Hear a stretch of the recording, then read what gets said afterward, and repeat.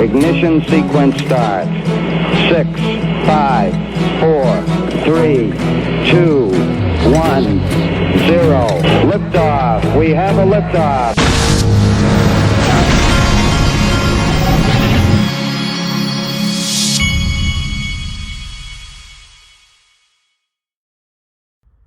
Hey everybody, this is the Digital Asset Investor, and every time I go out of town, I have the problem when you go out of town is that everything, when you study digital assets and you read constantly about digital assets in this space, is that all of your thoughts get backlogged. And what I try to do, a lot of times when I'm out of town, I'll tweet a lot more because what I'm doing is I'm retweeting things that I want to remember to talk about.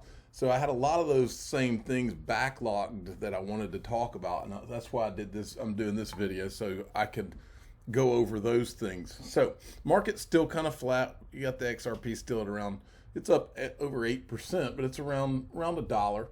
So here's some of the thoughts that I wanted to make sure I got out there. Okay, the first one is this is a tweet from John Deaton. He says, if granted oral argument on our motion to intervene, considering the limited time, which use case would you highlight to the judge that provides a great example of XRP's independent utility? Below is an example. So I replied to him. I think I replied to this today. I always go back to the Arrington example. That's Michael Arrington. He's runs Arrington Xrp Capital. And he gave the example, and I'll play it for you, but he gave the example of how he was able to move $50 million, and it cost him like 40 or 50 cents to move $50 million.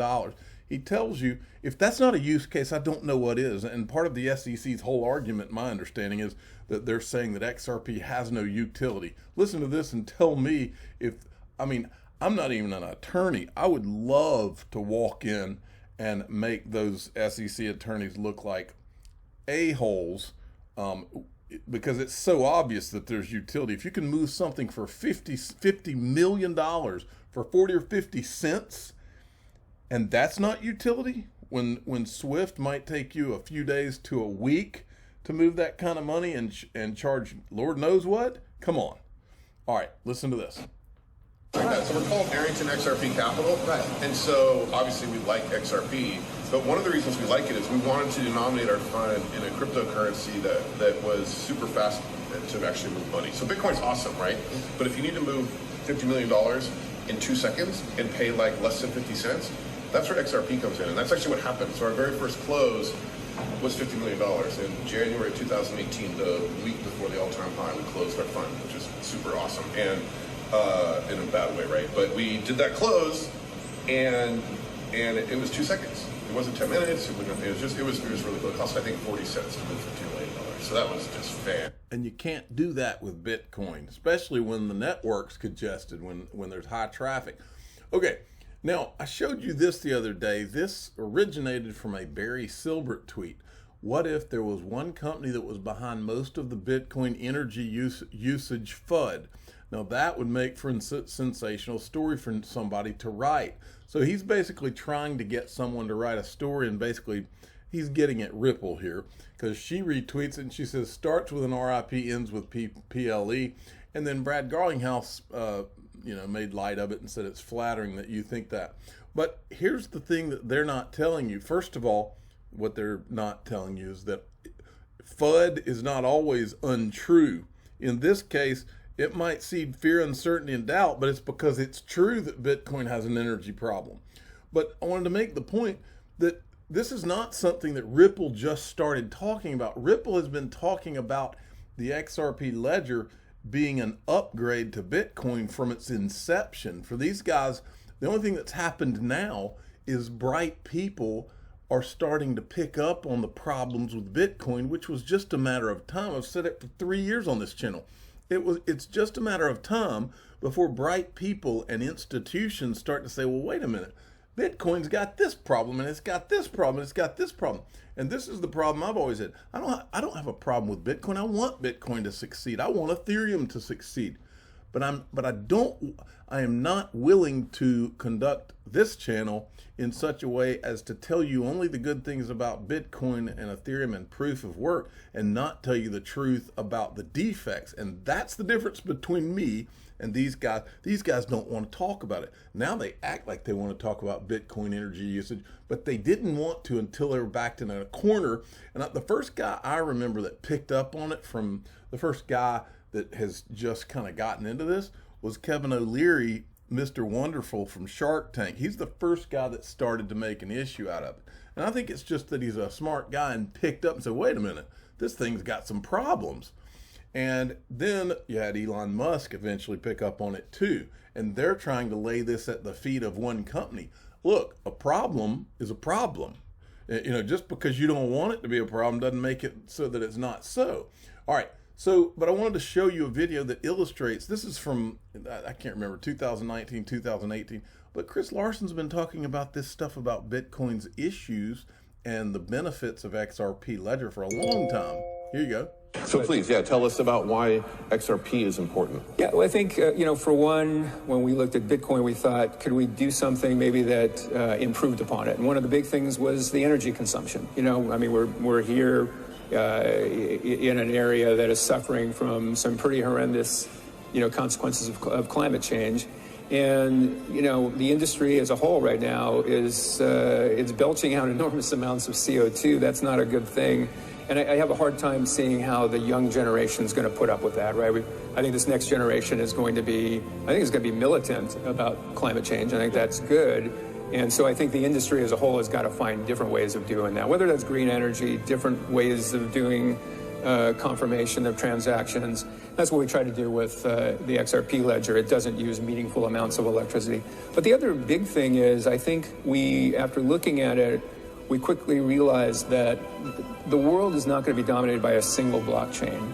It's just impossible that everybody is going to organize inside a distributed ledger and they're going to be trading just that one digital asset. I think we all kind of accepted that. Early days, it was, wow, this is incredibly exciting. It could replace everything. But I think we all kind of understand now this is going to be a great diversity of different ledgers, of different currencies, whether they be fiat, digital assets, gaming assets.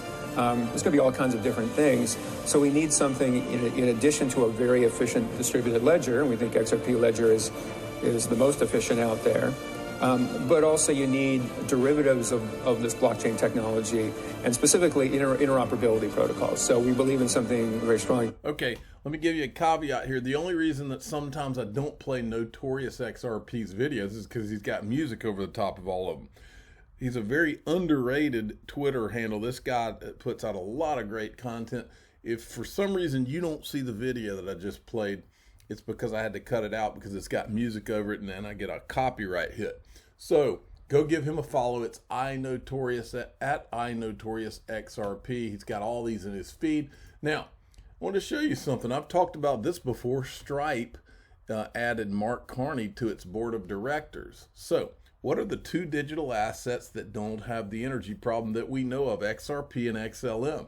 Well, Stripe welcomes Mark Carney. Well, today, this came out. This is a tweet from him.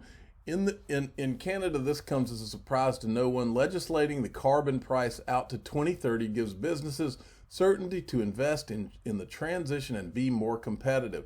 And he's retweeting this CNBC article. Companies should pay more for pollution, says UN Special Envoy on the Climate Action, Mark Carney. So these are the guys carrying the torch. You're seeing Ripple talk about it. You're seeing all these people at the World Economic Forum talk about it. And now it's hitting Bitcoin between the eyes. It was just a matter of time. Now, you can tell. Now, remember, I told you Mr. Wonderful, Kevin O'Leary from Shark Tank, he's the first guy that I saw pick up on this obvious issue that they were going to have. Well, now, this week, there's a lot going on, folks. This week, they're having the Bitcoin 2021 conference in Miami. I think it starts on June 4th to 5th. And you can see right here, they're already, Mr. Wonderful said that this was going to be a big topic. Now, but look how they're trying to spin this. Bitcoin mining fixes our energy problems. I mean, that is insane. In other words, you got this digital asset, Bitcoin, that has a problem in that it wastes a lot of energy. They're trying to spin that into a benefit when it's actually a problem. And the crazy part about it, and this is my problem with all this, I have no problem with Bitcoin doing well. I think it will do well. But don't try to sell me something that's is BS. Come on. If it's got a problem, then admit the problem. Don't act like it's some benefit. You know that's not true. Let's talk about the truth of it. The truth of it is XRP doesn't have that problem. XLM doesn't have that problem. There's a lot of digital assets that are not mined that don't have that problem. So let's not pretend that Bitcoin is the only way. It's not. You can have them all, but Bitcoin's going to have to stay in its lane and be a store of value. But all these guys that try to say, oh, it's only Bitcoin and Ethereum proof of work, come on. That's just not being honest. That's my problem. Now, look who's going to be at the Bitcoin conference. Brian Brooks, excited to roll into Bitcoin conference with our new Forbes ranking as the #1 crypto exchange. Even better things to come as we implement our customer support enhancements. What I want as an enhancement on Binance is this right here. I actually replied to him. You're the man. Allow me to earn interest on my XRP and you will be an asset gathering machine. Exactly. Now, this guy says you can do it on Nexo.io. I'm not really comfortable yet, but this is what I'm looking at here. Okay. Now, here's what else is going on this week. This crypto wizard says he's drawing your attention to this. I think we talked about it the other day. The SEC is going to have one of their closed door meetings this week in which they talk about current cases going on. Wouldn't it be interesting? Wouldn't it be one hell of a coincidence if there was some kind of a settlement that came out of this meeting right here in the same week that they're having Bitcoin 2021 conference? That'd come down like a hammer, wouldn't it? Now, here's a point that's made right here. Charlie Shrem is like old school. He's an OG of Bitcoin and digital assets. He's the guy that, what was it called? Bit Instant that he ran. But anyway, he says any coin or token project that takes a hostile position toward Bitcoin is shooting itself in the foot. Using terms like maximalism and creating an us versus Bitcoin narrative has always ended badly. A bully needs to create a fight to justify their own existence. Now, see, that's not seeing things clearly, in my opinion. I said this discounts completely the Bitcoin maxi position that Bitcoin and Ethereum are the only digital assets with any value and all others are shitcoins. This is a two-way street. In other words, I'm making the point, and I can show you clips of these guys, Mike Novogratz, all these guys, saying, oh, well, yeah, it's going to be Bitcoin and Ethereum, and everything else is pretty much XRP, all those others, those are just shitcoins. I mean, I can play you that. That kind of talk is, A, it's not true, but B, that's what gets all this thing that he's talking about where they're being accused of being maximalist and all. This comes as a result of those types of things being said about other digital assets that are actually more useful and better technology than Bitcoin. That's where it comes from, is people that are responding to this mess. And then what they do is they say stuff like this once it's responded to. Okay, now, same guy, okay? This guy, remember, this guy was around. This guy worked with a lot of the guys that went on. I think he knew, he worked with Jed McCaleb, a lot of the guys that went and formed Ripple. Jed McCaleb, Roger Ver, Charlie Shrem worked with and around them during all of this time. This is what he said in an article that I was reading over the weekend. Mr. Shrem is very friendly with Mr. McCaleb and Mr. Powell, and as a fellow willing to push the boundaries of the law, he describes the cowboy brotherhood that's taken shape among the pure coder types. Mr. Shrem told The Observer, Arthur Brito is the real guy behind Ripple. Jed and Arthur started Ripple. Arthur used to run an old Bitcoin exchange called ExchangeYourBitcoins.com. They hired Chris Larson after the fact. But this right here, I've never seen in all the time that I've been studying Ripple. Arthur Brito is the real guy behind Ripple. Now, the reason that came up for me this weekend is because, you know, Anders L was talking about escrow. The escrow is the elephant in the room. And I had tweeted this out exactly. I don't think it's a coincidence that Stellar was left alone. I'm reminded of this. Some of you may remember this. This is when Stellar burned over 55 billion of their tokens. So back to what's my point in all this is back to this. So you got Jed McCaleb and you got Arthur Brito, who were the first two guys there at Ripple. And the SEC, in this whole SEC case, does not want to talk to these two guys. They were not on that discovery list. And when I saw that, I was like, no, someone explain to me. Here's a guy, Jed McCaleb, who was not touched in the Mt. Gox thing, and now he's not being touched in this, and he's sold more XRP than Chris Larson and Brad Garlinghouse ever thought about.